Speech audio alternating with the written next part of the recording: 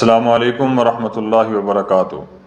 محترم ناظرین، مدارس دین اسلام کے وہ قلعے ہیں جہاں قال اللہ اور قال الرسول کی پاکیزہ صدائیں دن رات گونجتی ہیں۔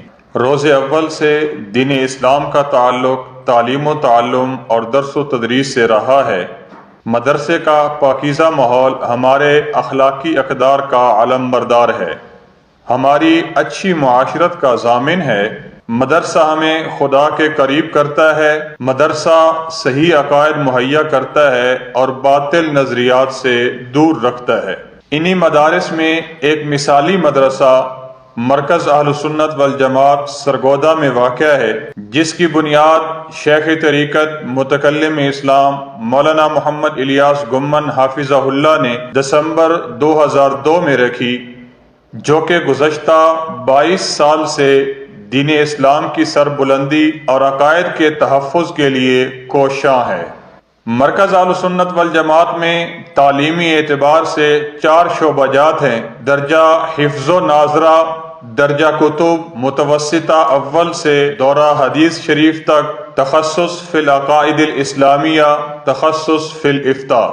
مرکز اہل سنت والجماعت میں تعلیمی و تربیتی اور روحانی ماحول قائم ہے۔ مرکز ان طلباء کو اخلاص، تواضع، دیانتداری اور خانقاہی ماحول جیسے اہم اوصاف سے متصف کرتا ہے۔ مرکز اہل سنت والجماعت عقائد کی درستگی، عبادات و معاملات کی اصلاح کا کام سر انجام دیتا ہے۔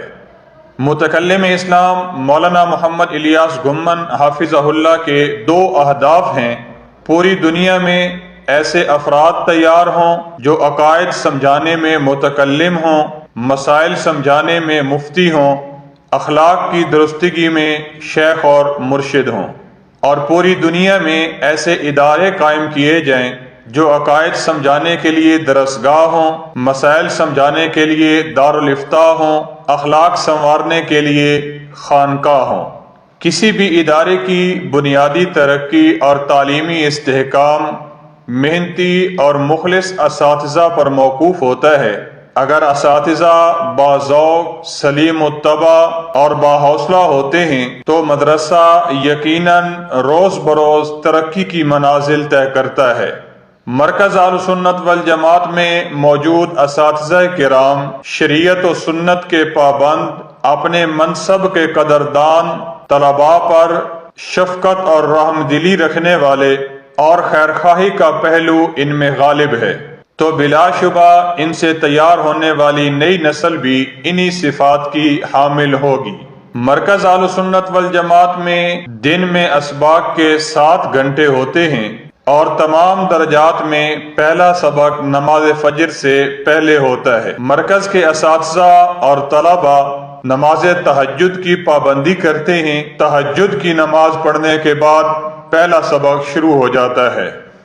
اسلامی تعلیمات میں اہل ایمان کو معاملات کی درستگی اور صفائی رکھنے کی واضح ہدایات دی گئی ہیں۔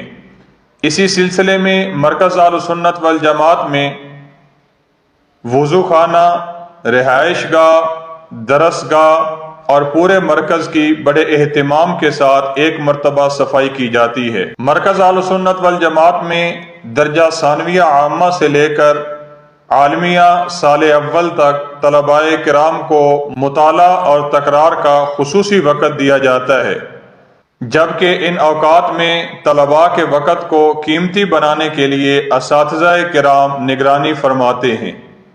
امتحان طلباء کی صلاحیتوں کی آزمائش اور ترقی کے لیے ہوتے ہیں۔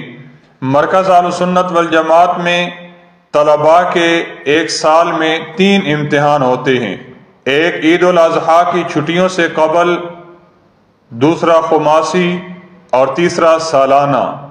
مرکز کے امتحانات میں وہ طلباء جو اول، دوم اور سوم پوزیشن لیتے ہیں، مرکز کی جانب سے ان کو انعامات دیے جاتے ہیں، جبکہ وفاق المدارس العربیہ پاکستان کے امتحان میں جو طلباء اچھے نمبروں سے کامیاب ہوتے ہیں، مرکز کی طرف سے ان کے لیے سالانہ وظیفہ جاری کیا جاتا ہے۔ مرکز اہل سنت والجماعت میں درجہ کتب کے طلباء کو جمعرات عصر کی نماز سے جمعہ مغرب کی نماز تک موبائل استعمال کرنے کی اجازت ہوتی ہے۔